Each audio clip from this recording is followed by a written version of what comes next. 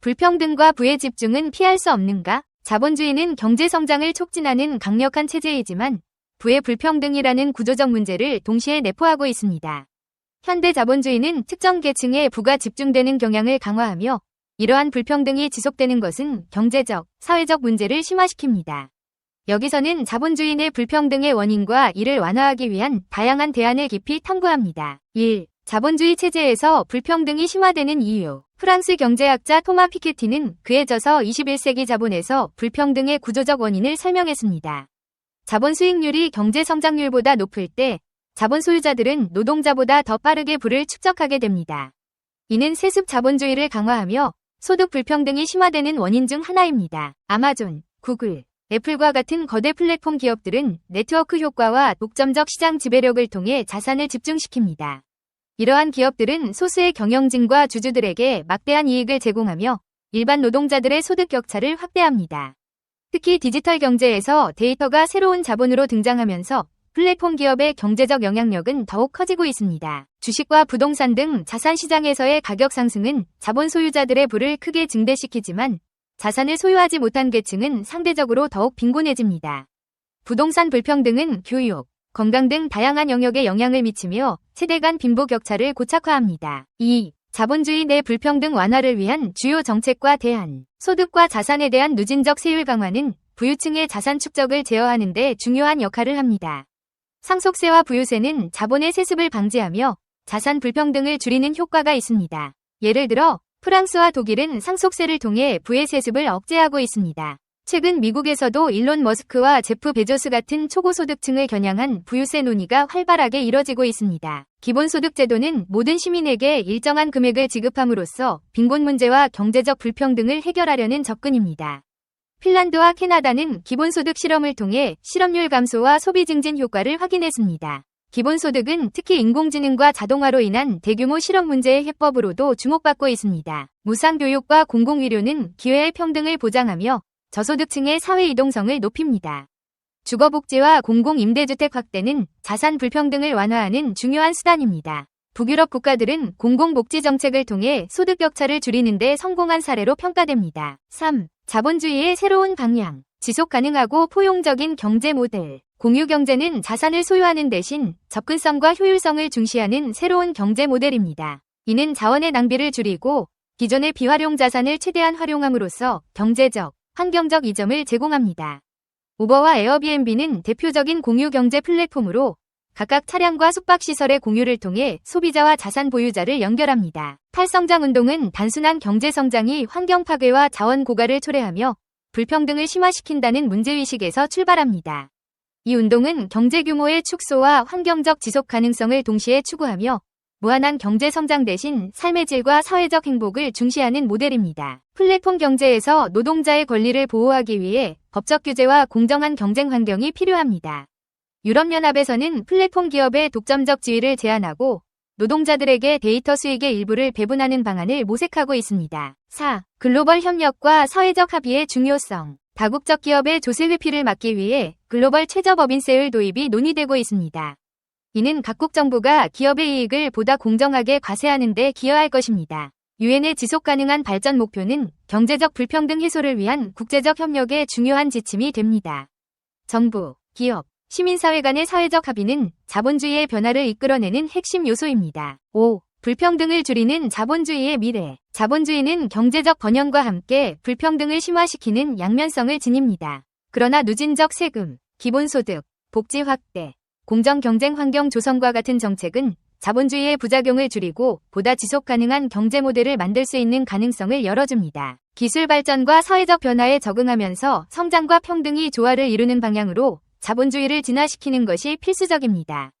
궁극적으로 경제 성장과 사회적 평등의 균형을 추구하는 자본주의는 우리의 미래를 더욱 포용적이고 지속 가능하게 만들 것입니다. 자본주의는 어떻게 만들어졌나? 1910년대 초반 독일의 경제학자인 존 바르트는 사치와 자본주의라는 경제학 서적을 출간했다. 그는 이 책에서 남녀 간의 비합법적인 사랑의 합법적인 자식인 사치가 자본주의를 낳았다면서 매우 독특한 시각으로 자본주의의 기원을 설명한다.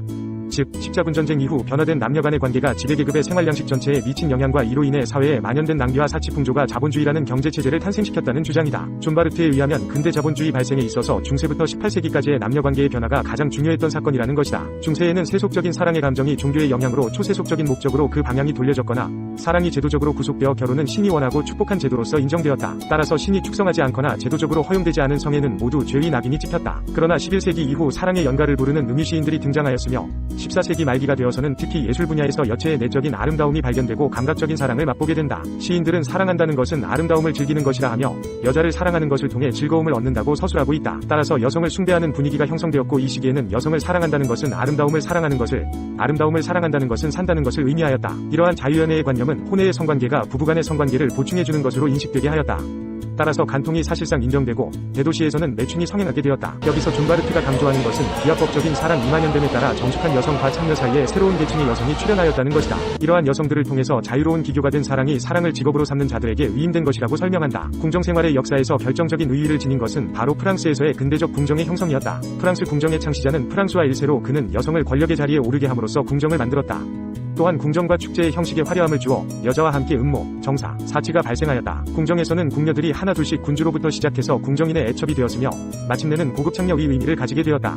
이것을 애첩경제 시대가 시작된 것으로 보고 있는데 이 애첩들은 공식적으로 왕의 연인들로 인정받아 귀부인으로 격상되기에 이른다. 이는 당시 상류사회를 동경하던 사람들에게 큰 영향을 끼쳐 이러한 의법행위의 정당화는 궁정 밖에서의 자유로운 연애관계로 확대되었다. 따라서 궁정과는 관련이 없는 고급 창녀가 출현하였다. 마찬가지로 17, 18세기에는 런던과 파리에서 근대적인 창녀가 대대적으로 나타났다. 아내 이외에 우아한 여성을 두는 풍습이 일반화됨에 따라 궁정의 귀족들뿐만 아니라 신흥 부자들에게서도 첩을 두는 현상이 나타났다. 이러한 간통에 의해서 초래되는 비용이 상당한 재산가의 생활비 중에서도 최대의 액수를 차지하였다고 한다. 이렇게 고급 창녀들이 사회적으로 대두됨에 따라 품이 있고 신분이 높은 여성들의 취향도 이들의 영향을 받기 시작하였다. 이들도 소외되지 않기 위해서는 어쩔 수 없이 애첩들과 경쟁해야 했기 때문이다. 모든 개인적인 사치는 우선 오감을 통한 쾌락을 감각적으로 즐기는 것에서 기인한다.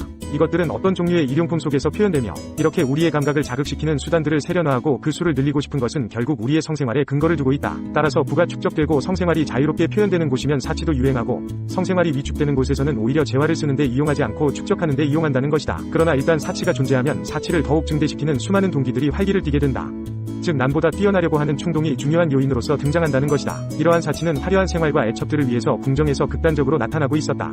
궁정에서 행해진 사치는 궁정과 관계가 있는 사람들 모두에게 점차 퍼졌다. 존 바르트는 다음으로 사치 수요를 양적으로 확대시키는데 신흥부자들의 역할을 주목하게 된다. 그는 사치를 만들어내는 두 가지 원동력으로 명예욕과 감각의 즐거움을 들고 있다. 게다가 평민의 출세와 사치품 수요의 확대 간의 밀접한 관계는 유럽 국가들의 번영과 밀접한 관련을 가진다는 것이다. 이는 14, 15세기의 이탈리아, 15, 16세기의 독일, 17세기의 스페인과 네덜란드, 18세기의 프랑스와 영국을 들 수 있다. 근대사회에 있어서 부 이외에는 가진 것이 없으며 막대한 재산으로 사치스러운 생활을 하는 것 외에는 자신들을 부각시킬 수 없는 특성을 가진 벼락부자들이 이러한 물질주의적인 세계관을 세습귀족들에게 전하게 된 것이다. 세습귀족들은 사치 지출에 있어 평민 출신 벼락부자들과 경쟁하고 싶은 충동을 가지고 있었고 따라서 세습귀족들이 경제적으로 몰락하고 대자본가와 결혼으로 인척관계를 맺게 된 것이다. 그러나 사치의 주체가 신흥부자이더라도 당시는 귀족의 영향력이 아직 남아있는 상태였고 따라서 사치의 지향이나 성질은 귀족적이었다. 당시의 사치는 오사치 등 그 방향을 귀족이 결정하였으며 그것이 어디에서나 고귀한 품위를 나타내는 성격을 가지고 있었기 때문이다. 존 바르트에 의하면 이렇게 초기 자본주의 산업의 매우 많은 부분은 사치라는 우회로를 통해 발생하였다. 사치품이 되는 최종 소비재까지를 만드는 과정 속에서 수많은 관련 산업이 생겨났다는 것이다. 그는 명백한 사치 산업은 특히 일찍부터 자본주의에 속하였고 동종의 공업군에서는 사치품을 만들어내는 공업 부문이 일반적으로 다른 부문보다 먼저 자본주의의 세례를 받았다고 주장한다. 당시 사람들은 대체로 사치가 자본주의적인 경제 형태를 발전시킨다는 것을 인정하였다. 각국의 정부들도 사치에 대해서 호의적인 태도를 취하였다. 결론적으로 모든 인류 문명의 발전은 사단 논법으로 설명될 수 있다. 남자는 여자와 섹스하고 싶어한다. 여자는 사치를 좋아한다. 사치가 자본주의를 만들었다. 고로 여자란 남자가 하는 모든 일의 이유이다. 여러분, 드디어 6,000번째 동영상을 올렸습니다. 여러분의 따뜻한 응원과 성원이 없었다면 이 순간은 가능하지 않았을 것입니다. 함께 이 여정을 걸어오며 매일 조금씩 성장할 수 있었던 것은 바로 여러분 덕분입니다. 이 비디오가 유용했다면 좋아요와 구독 버튼을 눌러주세요. 건강한 삶을 위한 더 많은 팁을 공유할 테니 계속해서 성필원 채널을 지켜봐주세요. 감사합니다. 평생을 광인으로 살다가 마침내 제정신으로 죽을 성필원, 여기 잠들다. 2001년 조용히 은퇴하고 2004년 40대 후반의 나이에 카보는 세속의 모든 일에 런더리가 난까닭에 예술마을 헤이리의 품에 자신을 안겼다. 그는 이렇게 말했다. 이제 이곳에서 나에게 허락된 후반기 남은 생을 조용히 모든 근심을 털어내고 살리라. 운명이 허락한다면 나는 이 안식처 천사가 준 행복한 은거지에서 삶을 마치리라. 자유와 평온과 여유로움에 이 운둔지를 바치리라. 어느 비바람 몫이 쉬던 날 서재에 앉은 채로 그는 자신의 바람대로 자유롭게 살다가 자유인으로 갔다. 그의 한 제자는 훗날 이렇게 평했다. 그는 무계획적인 철학자였지만 학문과 세속의 지혜를 결합시킨 최초의 인텔리겐치아였고 언제나 남과 완전히 다르고 색다른 글을 쓰고 싶어 했다.